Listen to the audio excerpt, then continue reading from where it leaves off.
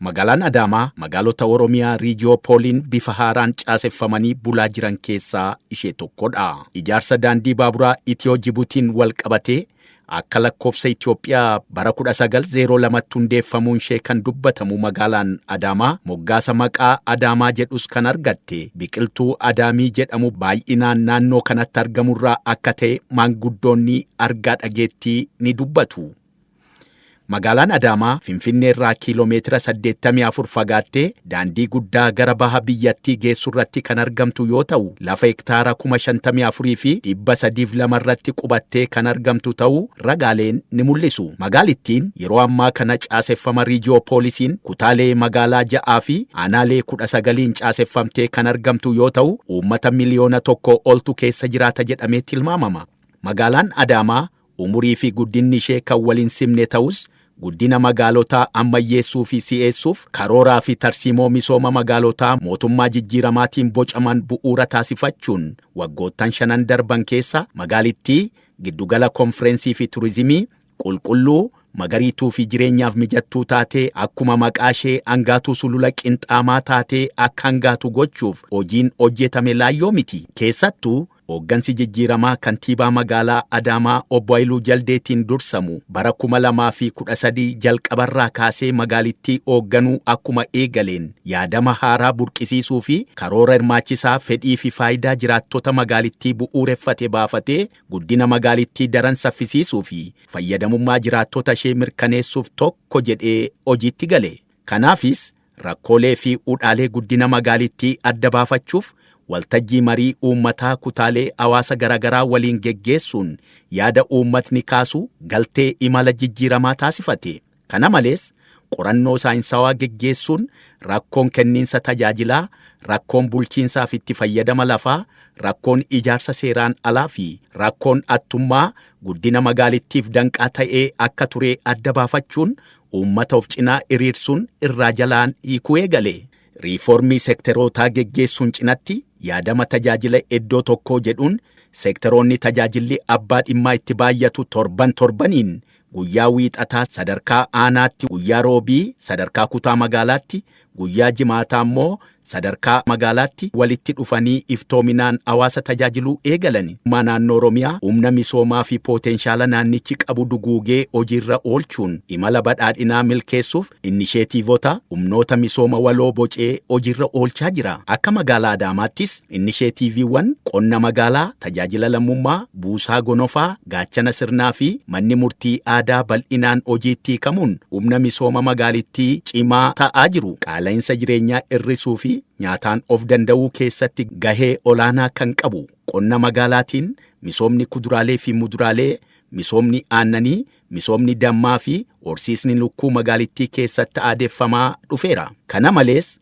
inisheetivii misooma qamadii boneetiin kutaa magaalaa Bokkuu naannoo laga Awaash ganda Kuraabbootti lafa misooma qamadii hektaara 250 irraa oomisha qamadii kuntaala 12,500 argachuun danda'ameera. Hojii ashaaraa magariisaa waggoottan arfan darban hojjetameenis gaarreen magaalicha marsanii argaman magariisummaan isaanii dabalee haala kanaan qalbii nama hawwatu. Gama hojii tajaajila lammummaanis taanaan mana harka qalleeyyii ijaaruu, barattoota maatii harka qalleeyyii meeshaalee barnootaa deggeruu, dhiiga arjoomuu fi hojiileen biroo bal'inaan hojjetamaniiru. Yaadama haaraa magaalaa Adaamaa keessatti hojiirra oolaa jiran keessaa inni biroon yaadama mana murtii aadaati. Manni murtii aadaa Oromoon duudhaa Oromduriitti deebi'uun akkaataa safuu fi safeeffannaa isaatiin wal dhabdee isaa furee haqa abbaa dhugaa qabuuf akka galchuu yaadamee hojiirra oolaa kan jiru yoo ta'u, akka magaalaa Adaamaattis aanaalee hundarratti manni murtii aadaa banamee haala kanaan hawaasa tajaajilaa jiru.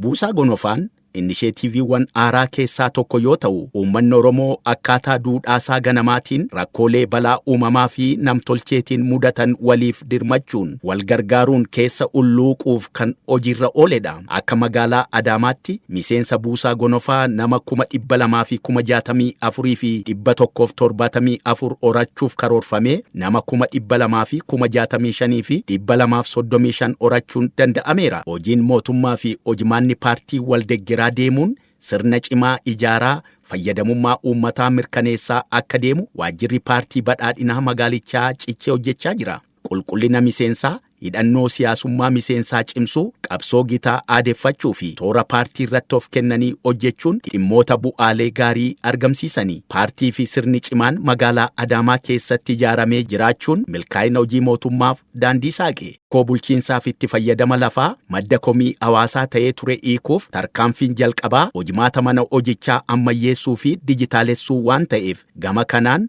hojiin boonsaa hojjetameera. Kana malees hojiin shinishaanoo rigulaaraayizeeshinii kaadestira lafaa hojii xiyyeeffannoo hooggansa olaanaa magaalittiin hoogganamuun milkaa'ina danuu galmeessisedha. Keessattuu bulchiinsa lafaa ammayyeessuu, mirga abbaa qabiyyee lafaa mirkaneessuu, qisaasama lafaa hambisuu fi galii magaalaa guddisuu kaayyeffatee hojii kaadestiraa hojjetamaa tureen kaartaa kaadestiraa 13,125 kennuuf karoorfame keessaa kaartaa kaadestiraa 21,536 kennuun danda'ameera. Hojiin kun akka milkaa'umu hooggansi siyaasaa fi ogeessi teknikaa halkan dabalatanii hojjechaa turan. Magaalittiin muuxannoo hojii kanarratti qabdu keessumoota sadarkaa federaalaa fi naannolee garagaraarraa dhufaniif qoodaa turte. Gama biraatiin magaalaan tokko guddattee gaaffii bu'uuraalee misoomaa jiraattota ishee deebisuu kan dandeessu galii gahaa yoo qabaattedha.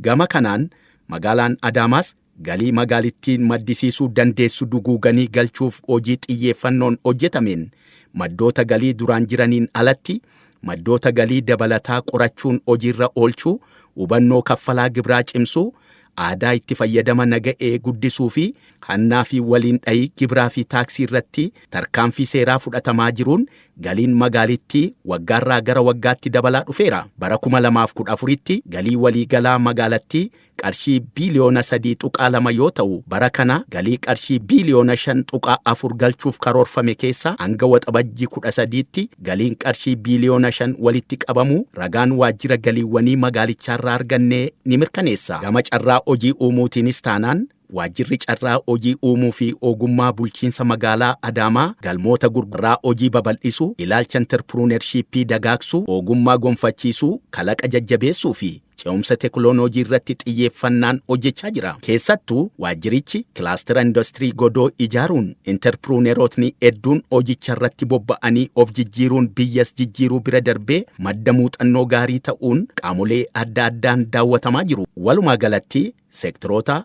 manufaaktcharingii, daldala, tajaajila, qonna magaalaa fi kanneen biroo irratti bara 2015 keessa hojii barbaaddota 47,000f carraa hojii uumuun akka danda'ame ragaan waajjiricharraa arganne ni mirkaneessa. Hojii waajjira mana qopheessaa magaalittiis yoo ilaalle waajjirichi magaalaa Adaamaa miidhagduu, qulqulluu fi jireenyaaf mijattuu akkasumas babal'ina bu'uuraalee misoomaan badhaatuu taasisuuf hojii bara 2015 keessa hojjeteen bu'aaleen gurguddoo galmaa'aniiru. Haaluma kanaan piroojektota buleeyyii 25, piroojektota haaraa 59 fi piroojektota hirmaannaa uummataan hojjetaman 20 walumaa galatti piroojektota 103 baajata qarshii biiliyoona 1.3 hojjetamaa turan keessaa aga waxabajjii 30 bara 2015tti piroojektota 81 ol si'aayinaa fi qulqullinaan xumuramaniiru. Gosoonni piroojeektotaa kunis daandii aspaaltii, giddugalleen barnoota bu'uura booruu, manneen jireenya harka qalleeyyii fi kanneen biroo fa'i. Waajjira mana qopheessaa magaalaa Adaamaatti